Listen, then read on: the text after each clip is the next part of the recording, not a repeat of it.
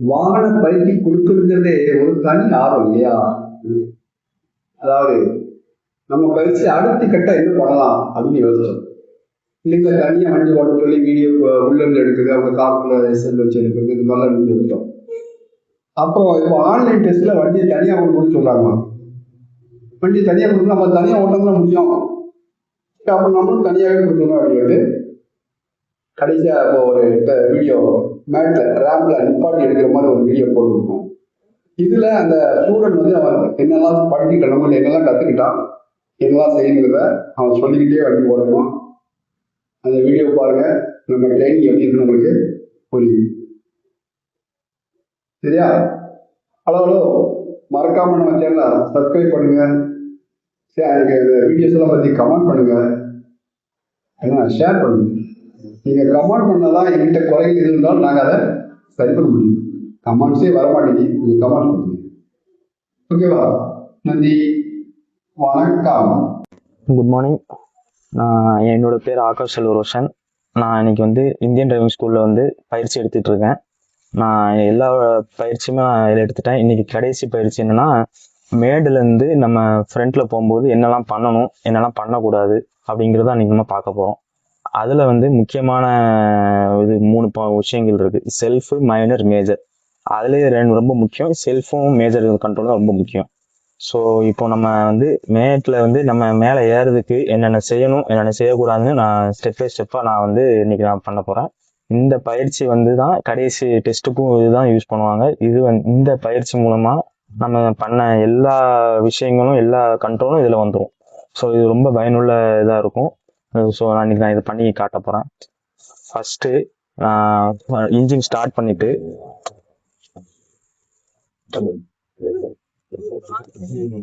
Engine start பண்ணோடனே இப்போ வண்டி மேட்டில் நிற்கி. ஸோ நான் வந்து பிரேக்கும் பிடிக்கல, எதுவுமே பண்ணலை, ஃபுல்லாகவே வந்து ஹேண்ட் பிரேக்கில் வண்டி நிற்கி. கிளச்சில் வந்து மொத்தம் வந்து டெட் எண்டு, மூவிங் பாயிண்ட்டு, கிளச்சில் வந்து dead, moving point, moving, free moving, parking. அது மாதிரி ரிவர்ஸில் பார்க்கும்போது ஃபுல் கண்ட்ரோல் வந்து ஸ்டியரிங்கு, ஹை சைட்டு, மூவிங். இதுதான் ரொம்ப முக்கியமானது. மேட்டில் ஏறும்போதோ ரிவர்ஸில் போகும்போதோ ஆக்சிலேட்டர் தேவைப்படாது. மேட்டில் ஏறும்போது தேவைப்பட்டால்தான் ஆக்சிலேட்டர் கொடுக்கணும், அதெல்லாம் அனாவசியமாக கொடுக்கக்கூடாது. ஸோ ஃபஸ்ட்டு நம்ம வந்து இப்போ ஹேண்ட் பிரேக் இருக்குது.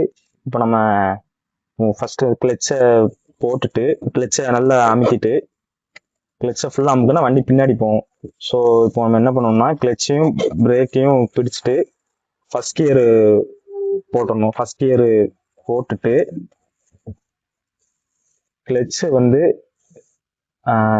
கிளச்சு இப்போ மூவிங் பாயிண்ட்டு வந்த உடனே இன்ஜின் சவுண்டு மாறும்.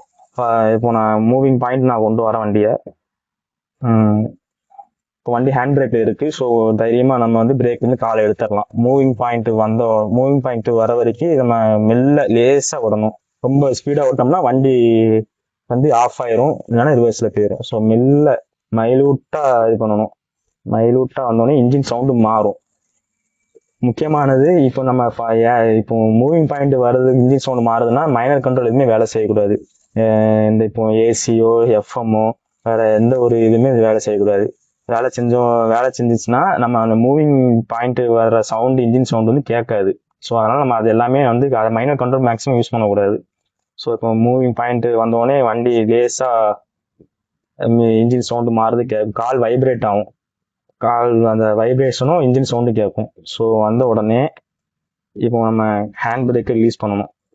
லேசாக மைலூட்டாக நம்ம இது பண்ணணும். ரொம்ப இது விட்டோம்னா வண்டி பின்னாடி போயிடும்.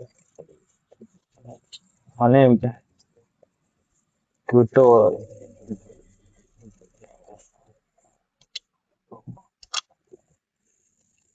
லேசாக விட்டோடனே வண்டி முன்னாடி போதா, வண்டி பிரேக்கை வண்டி லேசாக விட்டோடனே வண்டி மூவிங் பாயிண்ட் வந்ததுக்கப்புறம் வண்டி ஆட்டோமேட்டிக்காக முன்னாடி போயிடும்.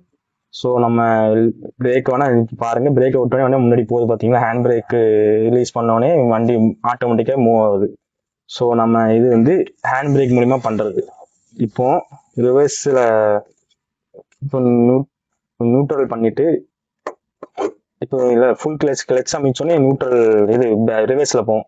ஸோ ரிவர்ஸில் போயிட்டு நம்ம பிரேக்கை மிதிச்சுட்டு இப்போ நம்ம ரெண்டாவது என்ன பண்ண போறோம்னா கிளச்சும் பிரேக்கும் நல்லா டைட்டா மிதிச்சுக்கணும்.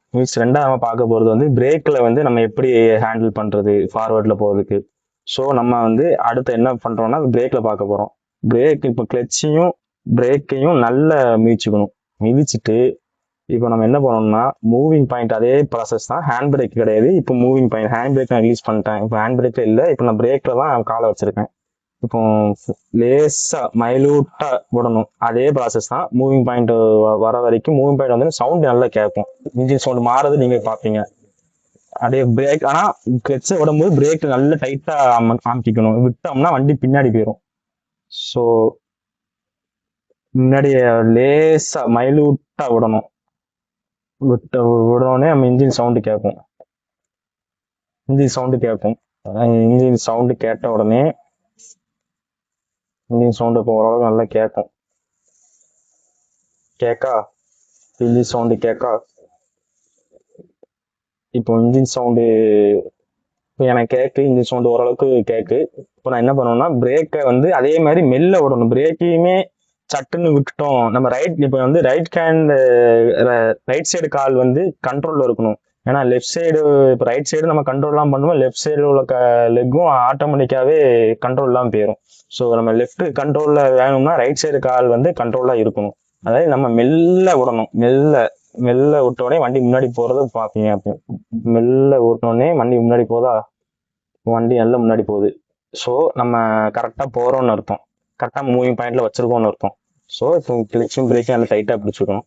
ஸோ இந்த இப்போ மூவிங்ல பண்றது வைக்கிறது எல்லாமே மேட்ல வந்து மேலே ஏற்றதுக்கு இந்த ப்ராசஸ் தான் பண்ணணும். ரிவர்ஸுக்கு வந்து ஆக்சிலேட்டர் தேவை கிடையாது. ஃப்ரண்ட்டுக்கு ஆக்சிலேட்டர் தேவைப்படாது. ஃப்ரண்ட்ல தேவைப்பட்டால் மட்டும் தான் கொடுக்கணும். இல்லைன்னா நம்ம கொடுக்கக்கூடாது. கிளச்சையும் பிரேக்கையும் வச்சு நம்ம ஹேண்டில் பண்ணிக்கலாம். ஸோ இன்னைக்கு இந்த வீடியோ பார்த்துறீங்க. இதுக்கப்புறம் நான் நிறைய கற்றுக்கிட்டேன். ஸோ இதுக்கப்புறம் நான் தனியாக கார் கொடுத்தாலோ தனியாக எங்கே போனாலும் நான் தனியாக ஹேண்டில் பண்ணிடுவேன். அதாவது எனக்கு அந்த ஓரளவுக்கு இல்லை எல்லா விஷயங்களும் எனக்கு நல்லா தெரிஞ்சுட்டு நான் தனியாக கார் கொடுத்தாலும் எந்த வண்டி கொடுத்தாலும் நான் ஈஸியாக ஓட்டிடுவேன். Okay, thank you.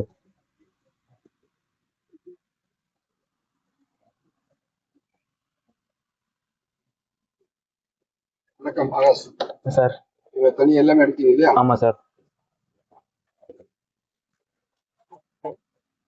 எல்லா கண்ட்ரோல் வேலை செஞ்சுது. ஆமா சார். அப்படிதானே? ஆமா சார். இப்போ டிரைவிங் நல்லா புரிஞ்சுட்டு சார் எந்த வண்டி கொடுத்தா ஓட்டிடலாம் சார். பெரிய வண்டிக்கும் சின்ன வண்டிக்கு உள்ள வித்தியாசம் என்னன்னா என்ஜின் பவர் கூடுதலா இருக்கும். Okay sir. என்ஜின் பவர் வண்டி கொண்டு வர கண்ட்ரோல் எது? என்ஜின் பவரை வண்டிக்கு கொண்டு வரக்கூடிய கண்ட்ரோல் எது? கிளட்ச். அதுல கூடுதலா கவனம் வச்சா ஓகே சார் போதும். ஈஸியா இருக்கும். Okay sir. இது நமக்கு உயரமா இருக்கு அகலமா இருக்குன்னா இடம் விசாலமா இருக்குன்னு நினைச்சுவாங்க. வசதியா இருக்குன்னு அர்த்தம். ஆமா சார். அது மாதிரி பெரிய வண்டியை நம்ம வசதியா இருக்குன்னு அர்த்தம். Okay sir. நம்ம மைண்ட்ல டெக்னிக்கலா காமிக்க வேண்டிய விஷயம் கிளட்ச் மட்டும் தான். Okay sir. அது நல்லா தெளிவா தெரிஞ்சுக்கிட்டோம்னா ஓகே சார் ஈஸியா எந்த வண்டியும் ஓட்டிடலாம். ஓகே, வாழ்த்துக்கள். Thank you sir.